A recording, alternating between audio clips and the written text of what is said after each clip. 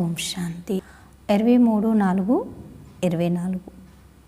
మధురమైన పిల్లలు, బాబా ఏ శిక్షణలు అయితే ఇస్తారో వాటిని అమల్లోకి తీసుకురండి. మీరు ప్రతిజ్ఞ చేసి మాట తప్పకూడదు, ఆజ్ఞను ఉల్లంఘించకూడదు చెప్తుంది కదా. బాబా ఏం చెప్తున్నారు? బాబా ఇచ్చే శిక్షణలు అమల్లోకి తెండి, ప్రతిజ్ఞ చేసి మాట తప్పకండి, అలాగే ఆజ్ఞను ఉల్లంఘించకండి. ప్రశ్న: మీ చదువు సారం ఏమిటి? మీ చదువు యొక్క సారము ఏమిటి? మీరు ఏ అభ్యాసం తప్పకుండా చేయాలి అని అడుగుతున్నారు బాబా. జవాబు: వానప్రస్థ అవస్థలోకి వెళ్ళడమే మీ చదువు. వాణి నుండి అతీతంగా వెళ్ళడం ఈ చదువు యొక్క సారం. తండ్రియే అందరినీ తిరిగి తీసుకుని వెళ్తారు. పిల్లలైన మీరు ఇంటికి వెళ్ళేందుకు ముందుగా సతో ప్రధానంగా అవ్వాలి. ఇంటికి వెళ్ళేందుకు ముందుగా ఎలా తయారవ్వాలి? సతో ప్రధానంగా అవ్వాలి. దీని కొరకు ఏకాంతంలోకి వెళ్ళి దేహీ అభిమానులుగా ఉండే అభ్యాసం చేయండి. అశరీరీలుగా అయ్యే అభ్యాసము ఆత్మను సతో ప్రధానంగా చేస్తుంది కదా. దేహీ అభిమానిగా అయ్యే అభ్యాసం చేయండి. అదేవిధంగా అశరీరీలుగా అయ్యే అభ్యాసం ఏం చేస్తుంది? ఆత్మని సతో ప్రధానంగా చేస్తుంది. ఓం శాంతి. బాబా అంటున్నారు, స్వయాన్ని ఆత్మగా భావిస్తూ తండ్రిని స్మృతి చేయడం ద్వారా మీరు తమో ప్రధానం నుండి సతో ప్రధానంగా అయిపోతారు. మళ్ళీ ఈ విశ్వానికి అధిపతులుగా అవుతారు. కల్పకల్పం మీరు ఈ విధంగానే తమో ప్రధానం నుండి సతో ప్రధానులుగా అవుతారు. మళ్ళీ 84 జన్మల్లో తమో ప్రధానులుగా అవుతారు. మళ్ళీ 84 జన్మల్లో కిందకు వచ్చేసరికి ఆత్మ ఏమవుతుంది? తమో ప్రధానంగా. మళ్ళీ తండ్రి శిక్షణ ఇస్తారు. స్వయాన్ని ఆత్మగా భావిస్తూ తండ్రిని స్మృతి చెయ్యండి అని అంటారు. భక్తి మార్గంలో కూడా మీరు స్మృతి చేసేవారు, కానీ ఆ సమయంలో మందబుద్ధి జ్ఞానమే ఉండేది. అంటే చేసిన ఆయనకి మనకి ఉండే సంబంధం భగవంతుడు భక్తులమని ఉండేది, కానీ తండ్రి పిల్లలమని అయితే ఉండేది కాదు. అందుకే మందబుద్ధిగా ఉండేది. ఇప్పుడు సూక్ష్మ బుద్ధి జ్ఞానం ఉంది. అంటే విచక్షణ జ్ఞానం. అంటే ప్రతి విషయాన్ని మనం ఏం చేస్తున్నాం? అర్థం చేసుకుంటున్నాం. అర్థం చేసుకోవడం వల్ల అందులో ఆనందం మనకి అనుభవం అవుతుంది. బాబా అంటున్నారు, ప్రత్యక్షంగా తండ్రిని స్మృతి చెయ్యాలి. ఆత్మ కూడా నక్షత్రం వంటిది, అలాగే తండ్రి కూడా నక్షత్రం రూపం వంటి వారేనని కూడా అర్థం చేయించాలి. కేవలం వారు పునర్జన్మలు తీసుకోరు, మీరు తీసుకుంటారు. కావున మీరు తమో ప్రధానంగా అవ్వవలసి ఉంటుంది. మళ్ళీ సతో ప్రధానులుగా అయ్యేందుకు కష్టపడవలసి ఉంటుంది. మాయ గడియా మరిపింప చేస్తూ ఉంటుంది. దాని డ్యూటీ అదే కదా. ఇప్పుడు పొరపాట్లు లేని వారిగా అవ్వాలి, కానీ పొరపాట్లు చెయ్యకూడదు. పొరపాట్లు లేని వారిగా అవ్వాలి అంటే ఉన్నవి సరి చేసుకోవాలి, ఇంకా కొత్తవైతే చెయ్యకూడదు. ఈ పొరపాట్ల కారణంగానే తమో ప్రధానంగా అయ్యారు. ఇంకా పొరపాట్లు చేస్తూ ఉన్నట్లయితే మీరు ఇంకా తమో ప్రధానులుగా అయిపోతారు. స్వయాన్ని ఆత్మగా భావిస్తూ తండ్రిని స్మృతి చెయ్యండి. బాబా అంటున్నారు, బ్యాటరీని ఛార్జ్ చేసుకున్నట్లయితే మీరు సతో ప్రధాన విశ్వానికి అధిపతులుగా అయిపోతారని డైరెక్షన్ లభిస్తుంది. బాబా చెప్తున్నారు, టీచర్ అయితే అందరినీ చదివిస్తారు, విద్యార్థులు నెంబర్ వారీగా పాస్ అవుతారు. మళ్ళీ సంపాదనను నెంబర్ వారీగా చేసుకుంటారు. మీరు కూడా నెంబర్ వారీగా పాస్ అవుతారు. మళ్ళీ నెంబర్ వారీగా పదవిని పొందుతారు. విశ్వాధిపతులుగా అవ్వడం ఎక్కడా? మళ్ళీ ప్రజలుగా దాసదాసీలుగా అవ్వడం ఎక్కడా? ఏ విద్యార్థులైతే మంచిగా సుపుత్రులుగా ఆజ్ఞాకారులుగా విశ్వాసపాత్రులుగా ఉంటారో వారు తప్పకుండా టీచర్ మతంపై నడుస్తారు. అంటే టీచర్ సలహా ప్రకారంగా విద్యార్థులు ఎంత బాగుంటే అంతగా ఎక్కువ మార్కులు లభిస్తాయి. కావున బాబా కూడా పిల్లలకు పదే పదే పొరపాట్లు చెయ్యకండి అని అర్థం చేయిస్తూ ఉంటారు. కల్పపూర్వం కూడా ఫెయిల్ అయ్యి ఉంటారు అని భావించకండి. మేము సేవ చేయడం లేదు కాబట్టి తప్పకుండా ఫెయిల్ అయ్యి ఉంటామని చాలామంది మనుషుల్లోకి వస్తూ ఉండవచ్చు కదా. చాలామంది మనసులోకి వస్తుంది ఏమని, నేను సేవ చేయలేదు కాబట్టి ఫెయిల్ అయిపోతానని. బాబా అప్రమత్తం చేస్తూ ఉంటారు. మీరు సత్యుగి సతో ప్రధానుల నుండి కలియుగి తమో ప్రధానులుగా అయ్యారు. మళ్ళీ ప్రపంచ చరిత్ర భూగోళం పునరావృతమవుతుంది. సతో ప్రధానులుగా అయ్యేందుకు బాబా చాలా సహజమైన దారిని తెలియచేస్తారు. నన్ను స్మృతి చేసినట్లయితే వికర్మలు వినాశనం అవుతాయి అని చెప్తారు. మీరు పైకి ఎక్కుతూ ఎక్కుతూ సతో ప్రధానులుగా అయిపోతారు. మెల్లమెల్లగా పైకి ఎక్కుతారు. కావున మర్చిపోకండి, కానీ మాయ మరిపింపచేస్తుంది కదా. బాబాయ్ ఏమంటున్నారు కదా, మెల్లమెల్లగా పైకి ఎక్కుతున్నారు, మర్చిపోకండి అని చెప్తున్నారు బాబా. కానీ మాయ మరిపింపచేస్తుంది, ఆజ్ఞను ఉల్లంఘించేవారుగా చేస్తుంది. బాబా ఏ డైరెక్షన్ అయితే ఇస్తారో దాన్ని అంగీకరిస్తారు, ప్రతిజ్ఞ చేస్తారు, మళ్ళీ దానిపై నడవరు. కావున వారు ఆజ్ఞను ఉల్లంఘించిన తమ మాటను తప్పుతారు అని బాబా అంటారు.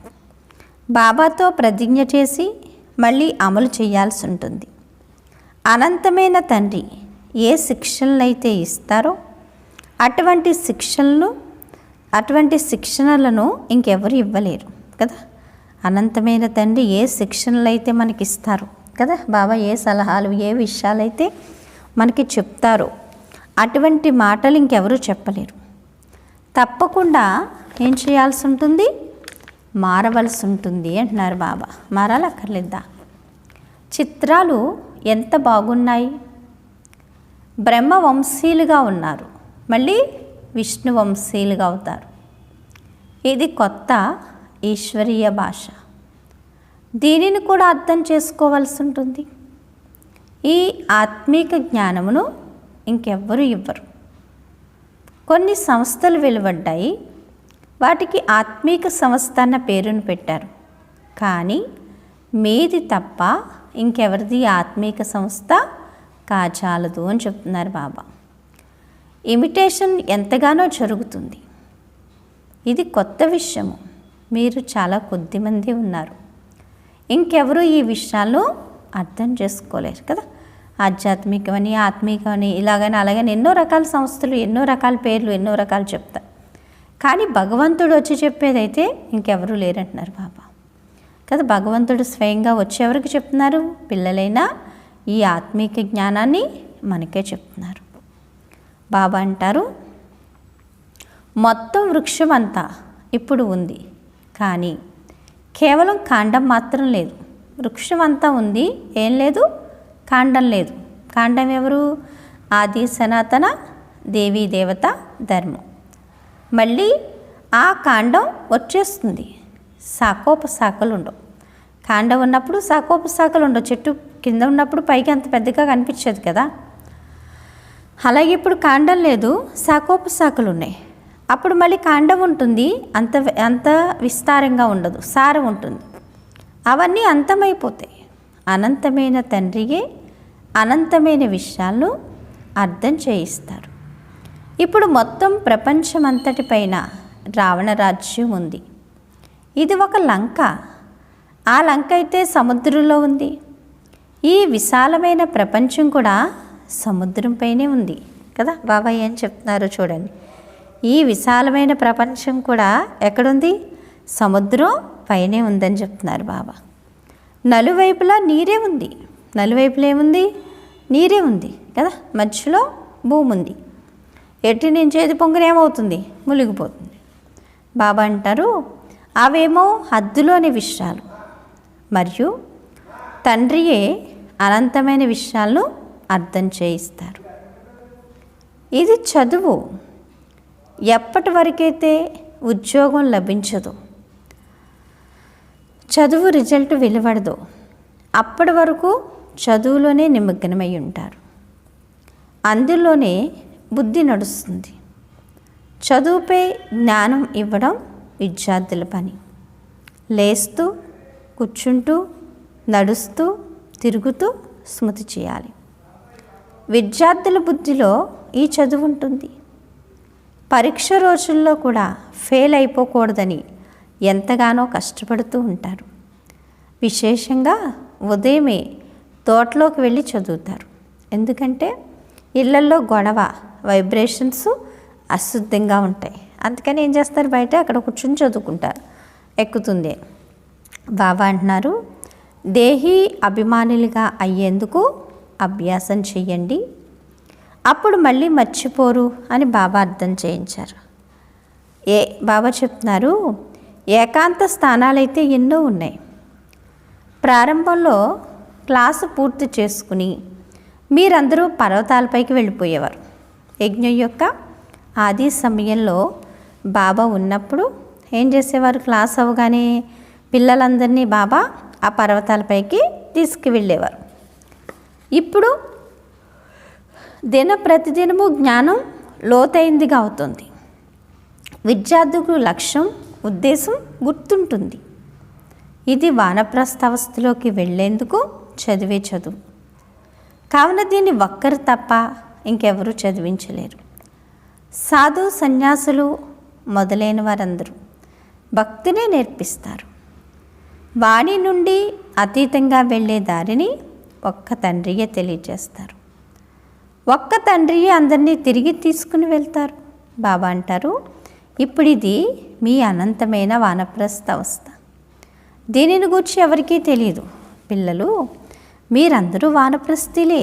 బాబా ఏమంటున్నారు, పిల్లలు ఇప్పుడు వయసుతో సంబంధం లేదు, అందరూ ఎవరు, అందరూ వానప్రస్థులే అని చెప్తున్నారు బాబా కదా. అందరూ శరీరానికి అతీతమైన స్థితిని తయారు చేసుకోవాల్సిందే. ఇది మొత్తం ప్రపంచమంతటి వానప్రస్థ అవస్థ. ఎవరైనా చదివినా చదవకపోయినా అందరూ తిరిగి వెళ్ళాల్సిందే. ఏ ఆత్మలైతే మూలవతనంలోకి వెళ్తాయో అవన్నీ తమ తమ శాఖల్లోకి వెళ్ళిపోతాయి. ఆత్మల వృక్షం కూడా అద్భుతంగా తయారు చేయబడి ఉంది అంటున్నారు బాబా. ఈ డ్రామా అంతటి చక్రము పూర్తిగా ఖచ్చితంగా ఉంది. ఇందులో కొద్దిగా కూడా తేడా లేదు. లివర్ గడియారం మరియు సిలిండర్ గడియారము ఉంటాయి కదా. అందులో లివర్ గడియారం యాక్యురేట్గా నడుస్తుంది. ఇందులో కూడా కొందరి బుద్ధి లివర్ గడియారంలో ఉంటుంది, కొందరిది సిలిండర్ గడియారంలో ఉంటుంది, కొందరిదైతే ఏమాత్రమో జోడింపబడదు. కొంచెం మందిది బుద్ధియోగం బాబాతో బాగా జోడింపబడుతుంది, కొంచెం మందిది అప్పుడప్పుడు జోడింపబడుతుంది, కొంచెం మందిది అయితే అసలు ఏమాత్రం జోడింపబడట్లేదు. అంటే గడియారం అసలు నడవనే నడవడు. మీరు పూర్తిగా లివర్ గడియారం వలె తయారవ్వాలి. అప్పుడే రాజ్యంలోకి వెళ్తారు. నెంబర్ 1గా తయారవ్వాలి. సిలిండర్ వంటి వారు ప్రజల్లోకి వెళ్తారు. లివర్ గడియారంగా అయ్యేందుకు పురుషార్థం చేయాలి కదా, నెంబర్ 1గా అయ్యేందుకు. రాజ్య పదవిని తీసుకునే వారిని గూర్చే కోట్లాది మందిలో ఏ ఒక్కరూ అని అనడం జరుగుతుంది. వారే విజయమాలో స్మరింపబడతారు. ఇందులో తప్పకుండా శ్రమ పడాలని పిల్లలు భావిస్తారు. బాబా గడియా మర్చిపోతున్నాము అని అంటారు. అంతా వినేసి మళ్ళీ ఏమంటారు, బాబా గడియా మర్చిపోతున్నాము అని. పిల్లలు ఎంతగా పహిల్వాన్లుగా అవుతారో అంతగా మాయ కూడా శక్తివంతంగా పోరాడుతుంది అని బాబా అర్థం చేయిస్తున్నారు. బాబా ఏమంటున్నారు, పిల్లలు మీరు ఎంత బలంగా తయారై బాబాని తలుచుకుందాం అనుకుంటారో మాయ కూడా ఏం చేస్తుంది, శక్తివంతులతో శక్తివంతంగా అయ్యి పోరాడానికి వస్తుంది. ఇది మలయుద్ధం కదా, అందులో చాలా జాగ్రత్తగా ఉంటారు. పహిల్వాన్లు గూర్చి పహిల్వాన్లకు తెలుసు. ఇక్కడ కూడా అలాగే మహావీరులైన పిల్లలు కూడా ఉన్నారు. అందులో కూడా నెంబర్ వారీగా ఉన్నారు. మంచి మంచి మహారథులు కూడా మాయ బాగా తుఫాన్లో మంచి మంచి మహారథులను కూడా మాయ బాగా తుఫాన్లో తీసుకొస్తుంది. మాయ ఎంతగా హైరానా పచ్చినా తుఫాన్లోకి తుఫాన్లోకి తెచ్చినా మీరు జాగ్రత్తగా ఉండాలి. బాబా ఏమంటున్నారు, మాయ ఎంత శక్తివంతంగా వచ్చినా మీ ఎదురుగా తుఫాన్లు తీసుకొచ్చినా మీరు చాలా జాగ్రత్తగా ఉండాలి. ఎందుకని? మన తోడు ఎవరున్నారు? సర్వశక్తివంతుడైన పరమాత్మ తండ్రి మన తోడు ఉన్నారు. ఇదే స్మృతి ఉండాలి అని చెప్తున్నారు బాబా. ఏ విషయంలోనూ ఓడిపోకూడదు. మనసులో తుఫాన్లు వచ్చినా కానీ కర్మేంద్రియాలతో చెయ్యకూడదు. తుఫాన్లు పడదోసేందుకే వస్తాయి. మాయ యుద్ధం జరగకపోతే ఫహీల్ వాళ్ళని ఎలా అంటారు? మాయా తుఫాన్లు లెక్క చేయకూడదు కదా, మాయ యొక్క తుఫాన్ని లెక్క చేయకూడదు. కానీ నడుస్తూ నడుస్తూ కర్మేంద్రియాలకు వశమై ఒక్కసారిగా పడిపోతున్నారు. కర్మేంద్రియాలతో వికర్మలు చెయ్యకూడదని బాబా రోజు అర్థం చేయిస్తారు. లోపల మేము ఫెయిల్ అయిపోతాము అని స్వయం భావిస్తారు. వెళ్ళడమైతే అందరూ వెళ్ళాలి. నన్ను స్మృతి చేసినట్లయితే ఆ స్మృతి కూడా వినాశనాన్ని పొందుతారు. కొద్దిగా నన్ను స్మృతి చేసినట్లయితే ఆ స్మృతి కూడా వినాశనాన్ని పొందరాదు కదా. ఆ స్మృతి కూడా వినాశనాన్ని పొందదు. అంటే కొద్దిగా స్మృతి చేసినా స్వర్గంలోకి వస్తారని బాబా అంటున్నారు కదా. బాబా చెప్పేది ఏంటి ఇక్కడ? లోపల మేము ఫెయిల్ అయిపోతాము అని స్వయం భావిస్తున్నారట. వెళ్ళడం అయితే అందరూ వెళ్ళాల్సిందే, ఉండేది లేదు. అందుకని నన్ను స్మృతి చేసినట్లయితే ఆ స్మృతి ఏం చేస్తుంది? మిమ్మల్ని స్వర్గంలోకి అయితే తీసుకొస్తుంది. అంటే నన్ను కొంచెం స్మృతి చేసినా అది వినాశనం అవ్వదు, అది వేసిన బీజం మొలకెత్తుతుంది. అలాగే మీరు కొంచెం చేసినా ఎక్కువ చేసినా ఎప్పుడైనా పొరపాటున బాబా అన్నా అది కూడా ఏం చేస్తుంది? మేమే మీ ప్రాప్తిలో జమ అవుతుంది. చూడండి, కథ చెప్తారు మహాశివరాత్రి కోసం.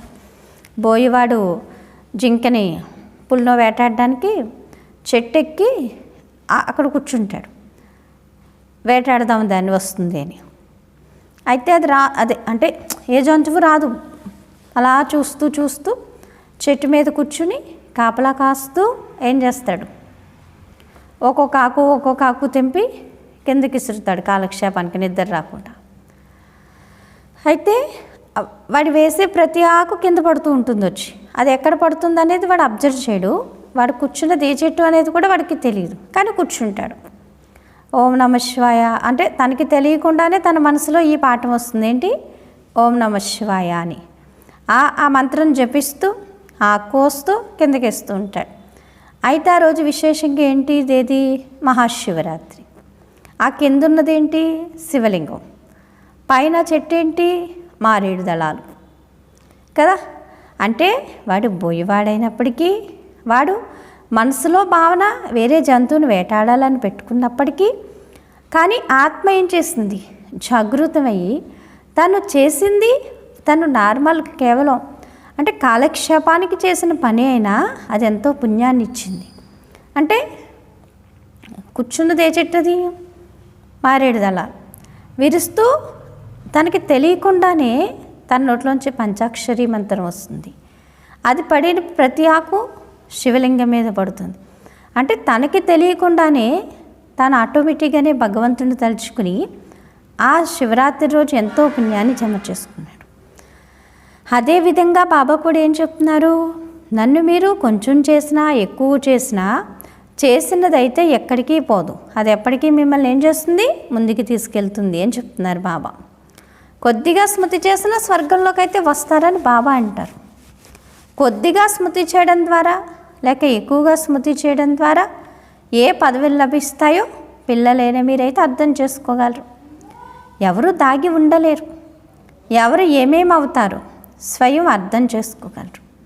ఇప్పుడు నా గుండె ఆగిపోతే ఏ పదవిని పొందుతాను? బాబాని అడగొచ్చు కూడా. ముందు ముందు తమకు తామే అర్థం చేసుకుంటూ ఉంటారు.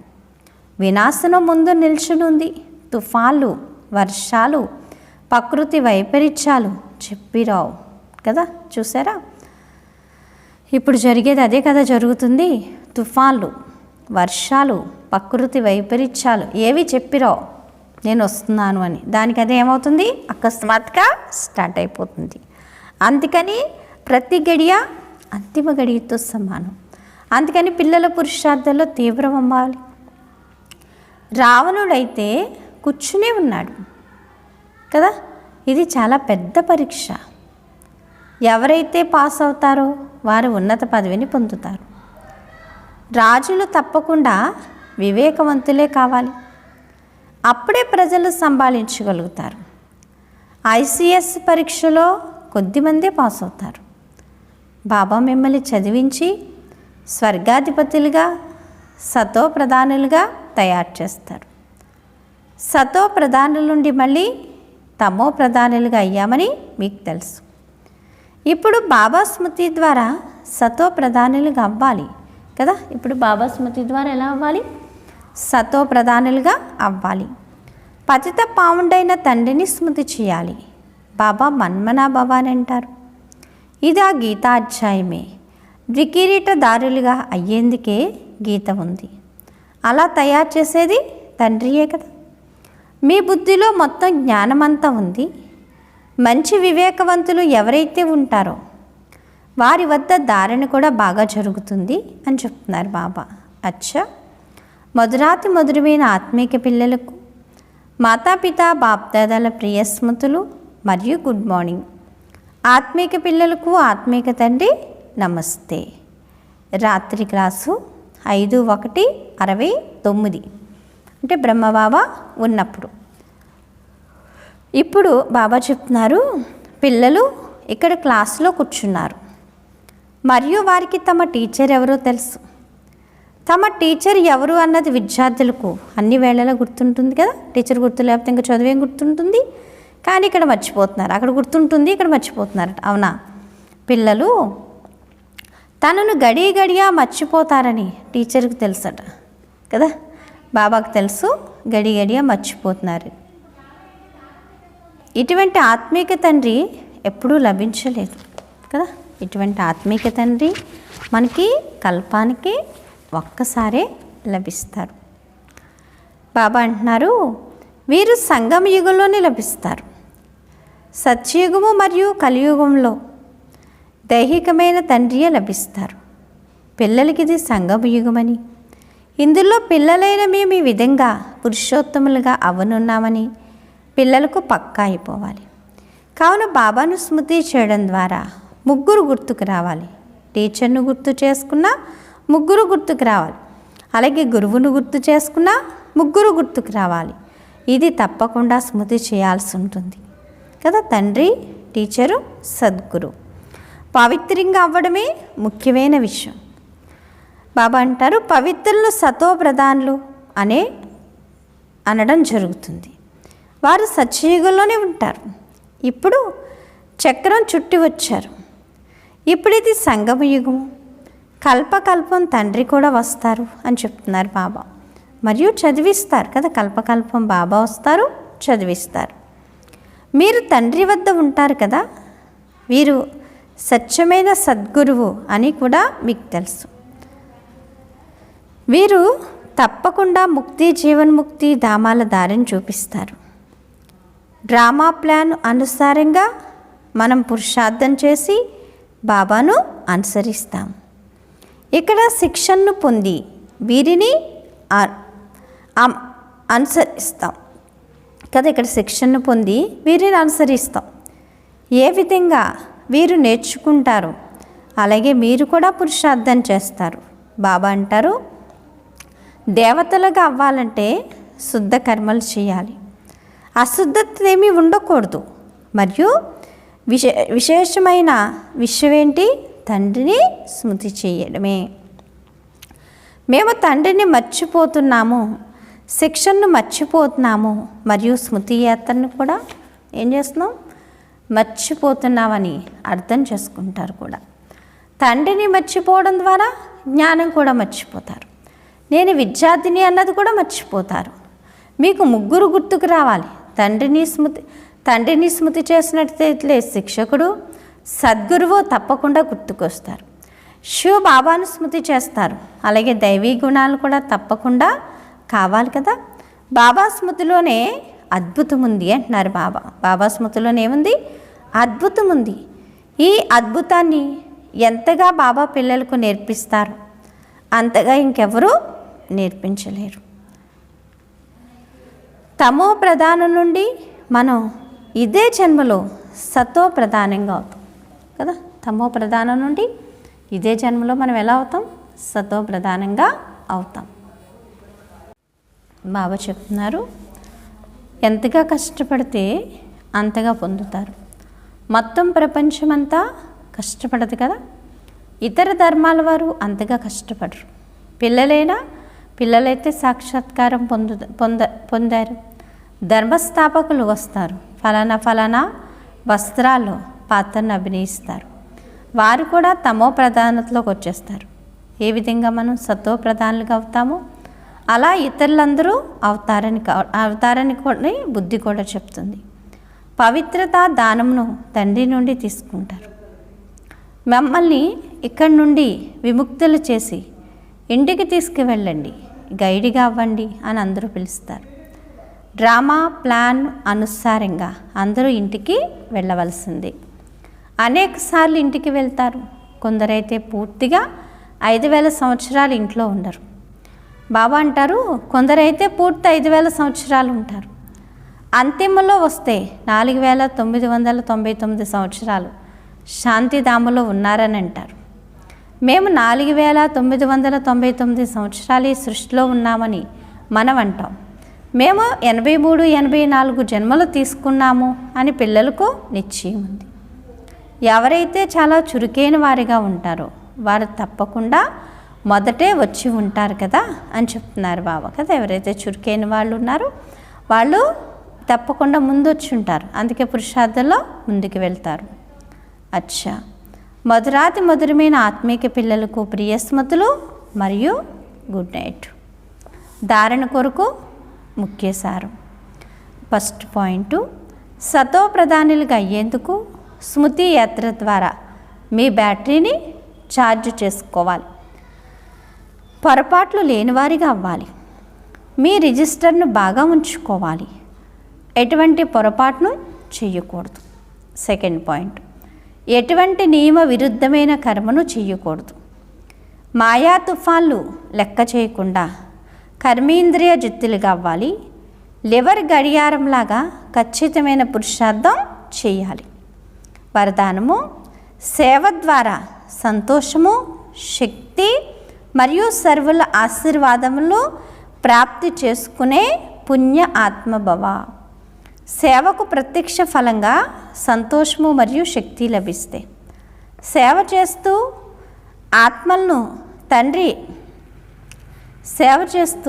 ఆత్మలను తండ్రి వారసత్వానికి అధికారులుగా తయారు చేయడం ఇది పుణ్యకార్యం.